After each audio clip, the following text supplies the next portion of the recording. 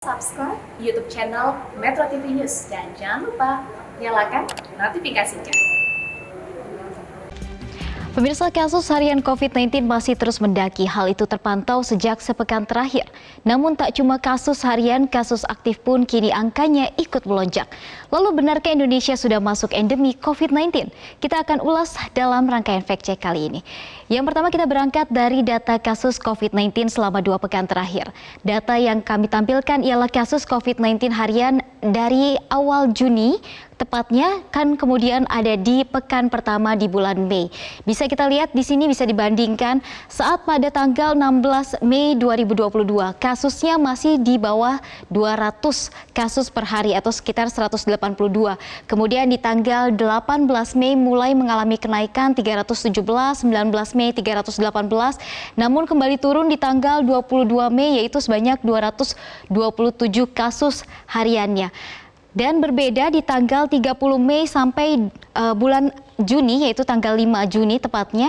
Di sini ada kenaikan kasus yang bisa dilihat cukup besar karena di atas 200 kasus per harinya.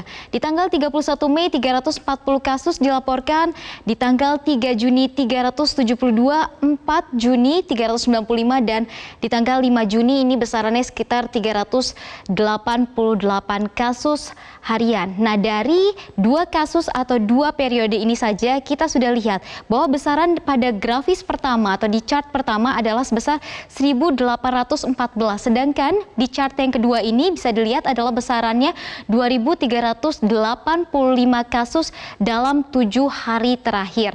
Dan bisa dilihat juga bahwa ada jumlah kenaikan kasus yang mencapai 31,48%. Lalu setidaknya ada 5 provinsi di Pulau Jawa yang menyumbangkan angka penambahan kasus cukup tinggi selama beberapa waktu terakhir. Sementara per tanggal 9 Juni kemarin, DKI Jakarta juga melaporkan sebagai provinsi penyumbang kasus tertinggi sebanyak 276, diikuti Jabar 86 kasus dan juga Banten 79 kasus. Untuk DI Yogyakarta di sini ada penambahan kasusnya sebesar 45%, diikuti dari Banten 38% kenaikan kasusnya. Kemudian ada di Jawa Timur 37%, DKI Jakarta 30% dan di Jawa Barat sebesar 18%. Ada banyak faktor yang menyebabkan kasus COVID-19 di Indonesia kembali meningkat. Yang pertama tentu aktivitas masyarakat yang kembali normal seperti WFO 100%, tempat makan, tempat hiburan, wisata hingga rumah ibadah yang juga kini mulai mengembalikan kapasitas semula. Kita lihat apa saja sebenarnya penyebab dari kenaikan kasus COVID-19 di Indonesia. Kemudian kita lihat yang kedua adalah pelonggaran dari prokes. Protokol kesehatan ini sudah mulai dilonggarkan, tidak menggunakan masker di ruang terbuka, kemudian mungkin budaya cuci tangan yang sebelumnya diterapkan saat awal pandemi ini juga sudah mulai ditinggalkan, sehingga ini yang menjadi penyebab terjadinya peningkatan jumlah kasus COVID-19 di Indonesia. Kemudian yang ketiga adalah kedatangan wisatawan dari luar negeri.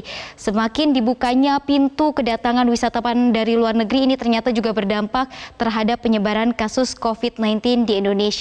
Yang terakhir adalah risiko transmisi di sekolah, karena kita tahu sekolah sudah kembali 100%, sedangkan penerapan prokes pada anak-anak ini bisa dibilang tidak cukup ketat. Nah, jika sebelumnya kami sudah tampilkan data 2 pekan terakhir kenaikan kasus, kini kami akan tampilkan atau paparkan kenaikan kasus selama 1 bulan terakhir, di mana kenaikan ini cukup tinggi terjadi di akhir Mei sampai beberapa hari kebelakangan ini. Data yang kami tampilkan adalah tanggal 12 Mei di sini. Di tanggal 12 Mei kasusnya mencapai 1.000. Kemudian di tanggal 24 Mei ini juga mengalami kenaikan kasus sebesar 345, kembali turun namun merangkak naik di bulan Juni atau di awal Juni, tepatnya di 7, 8 dan 9 Juni 518 kasus, 520 dan terakhir kemarin sebanyak 556 kasus dilaporkan dari Indonesia. Namun ternyata tak cuma Indonesia yang mengalami peningkatan, sejumlah daerah atau negara di Asia juga melaporkan kenaikan kasus. Di antaranya 5 negara berikut ini yang punya kenaikan kasus ini ternyata cukup tinggi kasus mingguannya yang kami garis bawahi. Di Kuwait 195%, kemudian ada Libanon 57%, Uni Emirat Arab 53%, India 52%, Bahrain 52%. Masing-masing dari negara ini memiliki kasus harian kurang lebih di atas 10.000 kasus harian. Ini bisa menjadi pengingat bagi Indonesia bahwa kasus-kasus di negara Asia saja sudah cukup tinggi dan bukan tidak mungkin Indonesia juga akan mengalami hal serupa. Nah, lebih dekat lagi kita akan tampilkan data kenaikan kasus di ASEAN. Ada 3 negara termasuk Indonesia ternyata yang memiliki laporan kenaikan kasus dan kenaikannya ini cukup tinggi.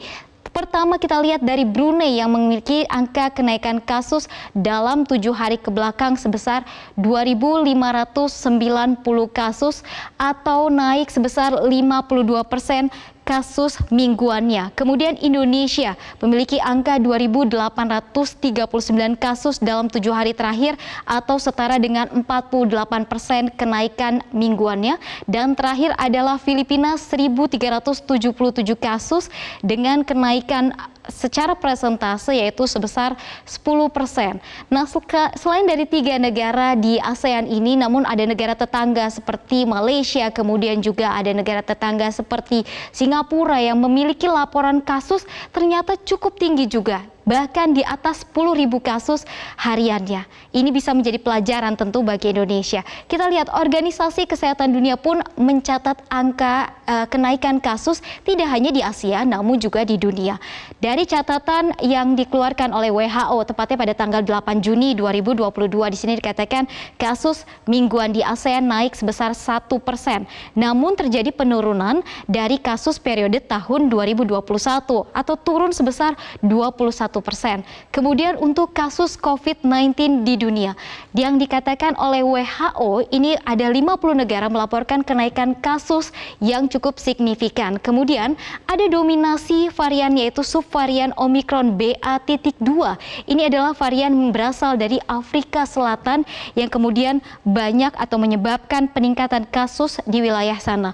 Ada kemudian yang menjadi catatan lagi dari WHO adalah 68 negara ini belum melaksanakan vaksinasi 40% bagi warganya. Lalu menjawab pertanyaan di awal, benarkah Indonesia sudah masuk endemi COVID-19? Nah, sebelum menjawabnya, saya akan kembali ingatkan jika pandemi ialah wabah yang menjangkit di wilayah geografis luas serta belum dapat terkendali. Nah, sementara endemi penyakit yang berjangkit di daerah yang sudah dapat terkendali. Ada beberapa syarat yang harus dipenuhi untuk Indonesia masuk ke dalam status endemi. Yang pertama kita lihat adalah laju penularan kurang dari 1%. Indonesia ternyata sudah mencapai itu. Kemudian positivity rate di Indonesia ini ternyata sudah juga di bawah 5%. 2 poin, kemudian kita lihat BOR atau bed occupancy rate ini ternyata juga sudah kurang dari 5%. Kemudian fatality rate ini ternyata Indonesia kembali sudah di bawah dari 3%, tepatnya ada di 0,07%. Level PPKM pada transmisi lokal, PPKM level 1. Saat ini PPKM di seluruh Indonesia hampir semuanya PPKM level 1. Hanya tersisa 1 daerah saja yang menerapkan PPKM level 2 yaitu ada di Papua Barat. Kemudian vaksinasi dosis 2 70% dari total populasi Indonesia juga sudah memenuhinya.